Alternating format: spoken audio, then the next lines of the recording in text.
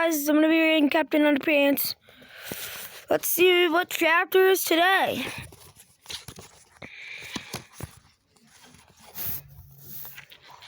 Okay. I already seen all this. Let's see.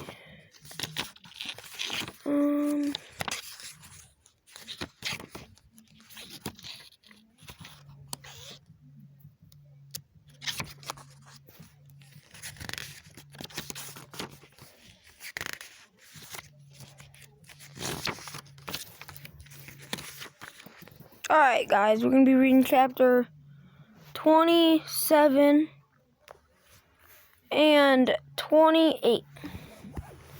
You guys already know how it goes. Make sure to like and subscribe, hit the bell notification so you never miss a video. And also guys, make sure to watch the other chapters if you never did yet. So yeah, if you didn't yet. Okay.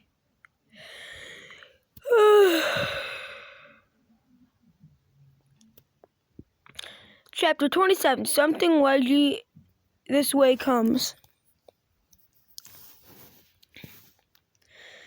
At 2:45 p.m., when the final bell rang, George and Harold ran to their secret restroom stall and grabbed 2 empty glass jars, jelly jars.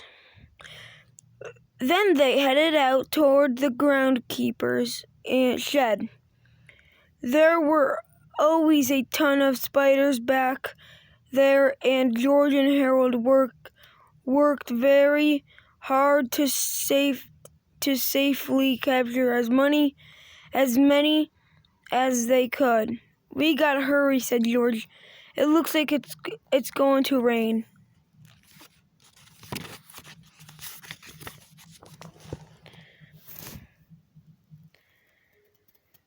Once they had all collected about 20 harmless garden spiders each, they ran back upstairs to the lockers and the empty hallways. Harold held a piece of paper up under one of the lower vent slots of Kipper's locker.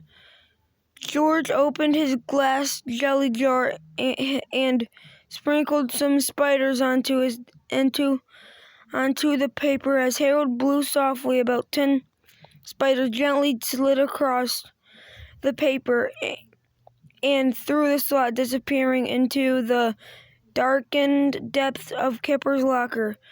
Next, they moved on to Loogie's, Bug Franken's lockers, gently blowing an assorted 8-legged resident into their vents too.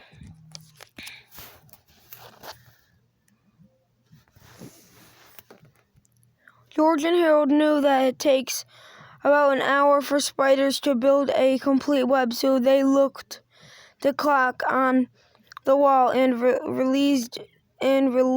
realized they had only 44 minutes until wrestling practice was over. "I hope those spiders work fast," said Harold. "We gotta work fast too," said George.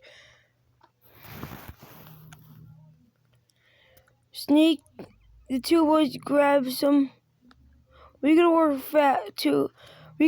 fast too, said George. "There still is lots of stuff to be done." The 2 boys grabbed some supplies and sneaked into the boys' locker room.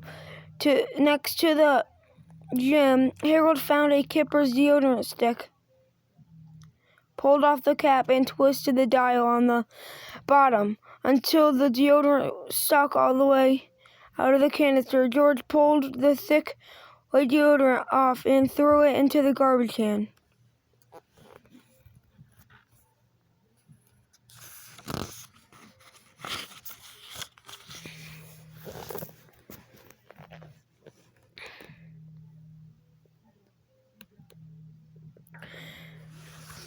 Oh.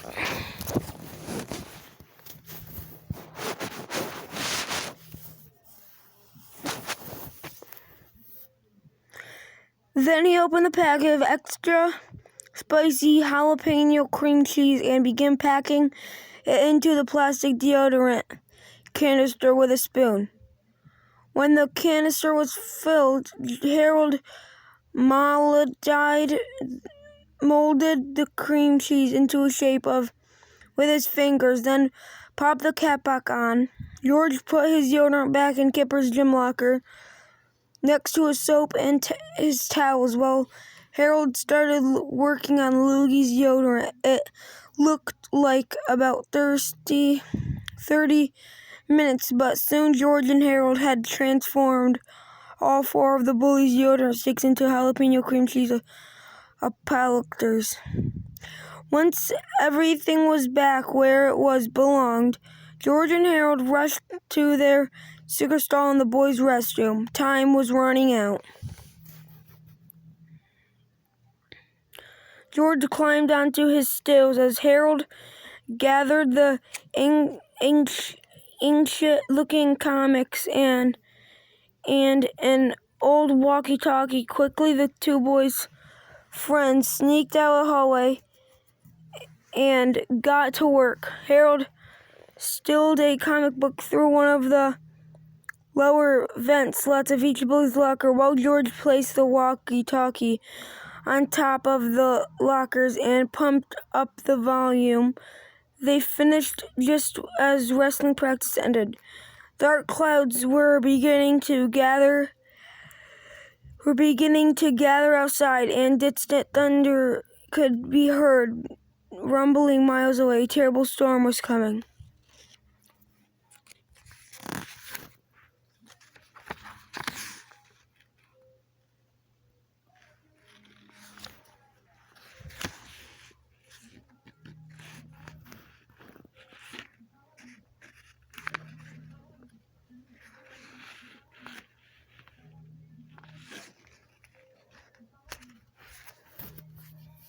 Okay.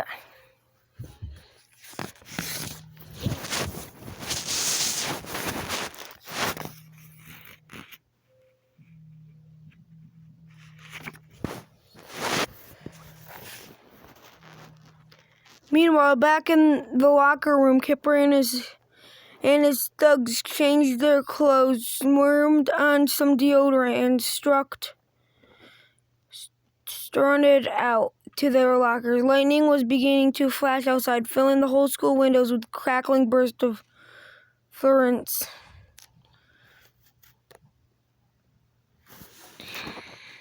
The 4 hooligans unlocked their locker doors and swung them open just as a deafening thunderclap rocked the school hallways. Crash! The horror-struck and tyrants stared in horrified astonishment.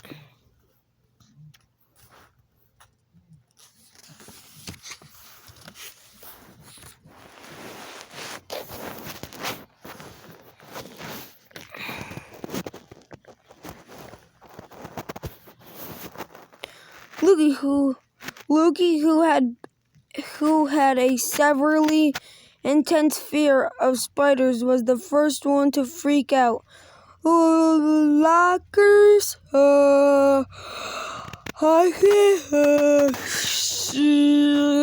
spiders was all he could manage to verbalize, as an ear-splitting smash of thunder rattling the school. The 4 ruffians shrinking in panic. Loogie was losing it. He flicked his hands widely as he stood in place, leaning from side to side impulsively, raising one knee to his chest and then the other. "We gotta get out of here, dudes," he sobbed.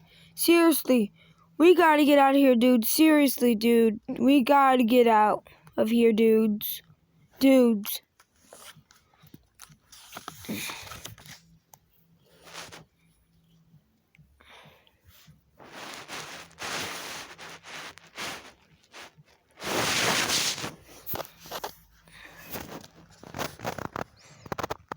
"Just a doggy minute."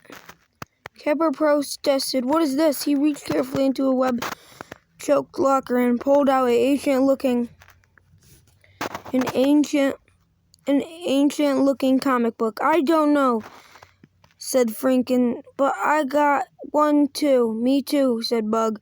Luggy would have added that he also had one in his locker, but he had become too frightened to speak. All he could manage was short bursts of screams and spaz dance around like the hallway, twitching and jerking like a dement chicken. Kipper opened the antique comic and began to read aloud as turbulent thunder rumbled around them.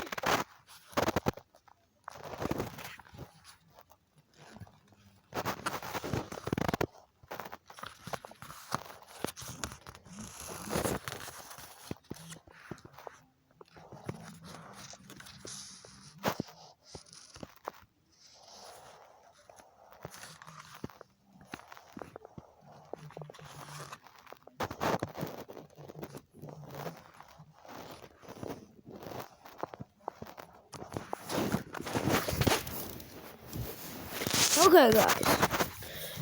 Chapter 28. The Curse of Wedgie Magni, a True Story.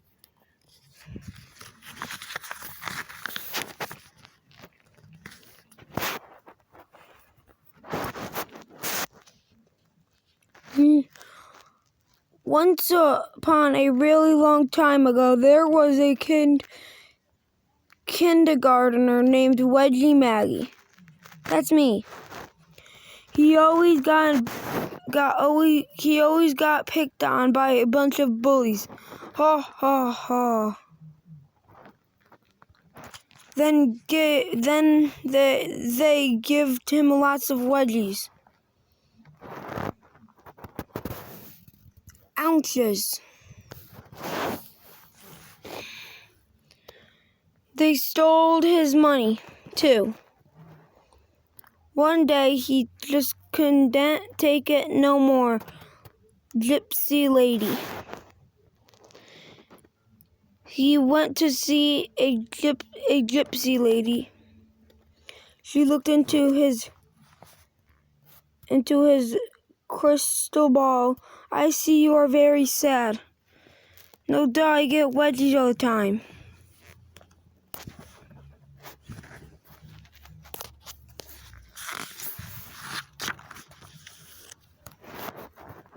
I will give you a magic potion that will help you. But she forgot her glasses. She grabbed the wrong bottle.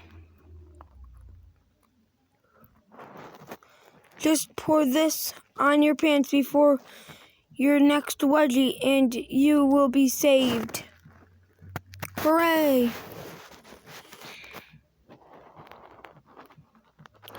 Next day the bully came by. It's time for your wedgie. No way. Wedgie Maggie poured the potion on her pants. But then, oh no, bzzz, his pants disappeared.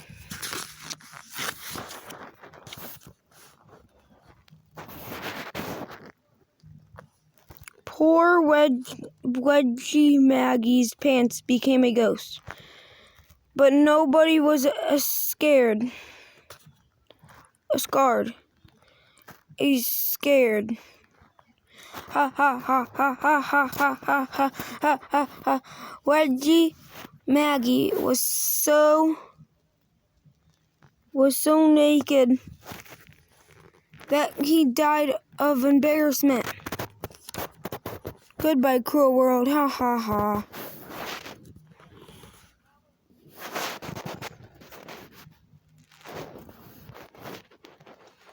But that night, Wedgie's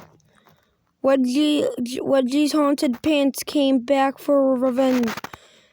It follows the first bully home from school. Don't know why, but I feel like playing with dolls today. It's because you're cursed, young man.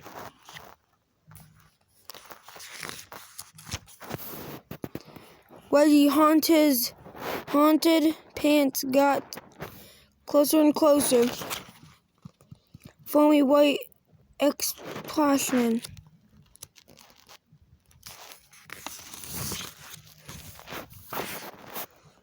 I am the haunted pants of Wedgie Maggie. This is for giving wedgies. Munch, munch. Then the pants came to the Zanka bully's house.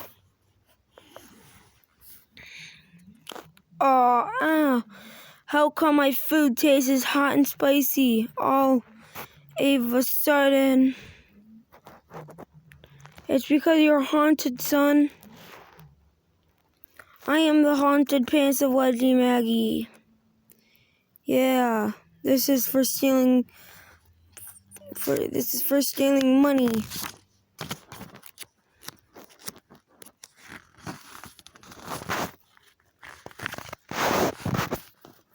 Then it came to the third bully's house when it was in bed. I wonder how come my armpits are all burny. It's 'cause you got the voodoo hex.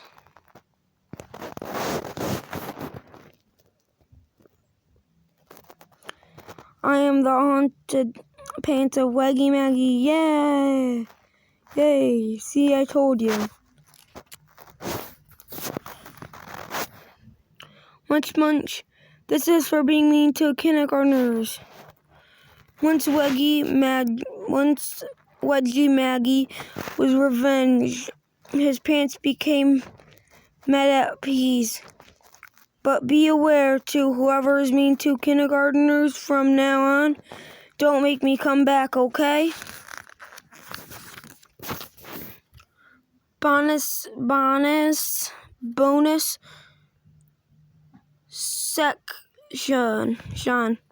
Bonus section. How to tell if you got cursed. You start acting all weird and stuff. You want to play with dollies and dresses and bracelets. You got explosion on your stuff and spiders too. Awesome food like pieces tastes all hot and burns your mouth and stuff. Your armpits get all burny up and stuff. How to undo this curse. You must undo all the bad stuff you did and never pick on nobody ever again. Okay, guys, that's the end of Captain Underpants. Yay! Didn't shake. Boom, boom, boom. Okay, one more. Bye, guys. Boom, boom, boom.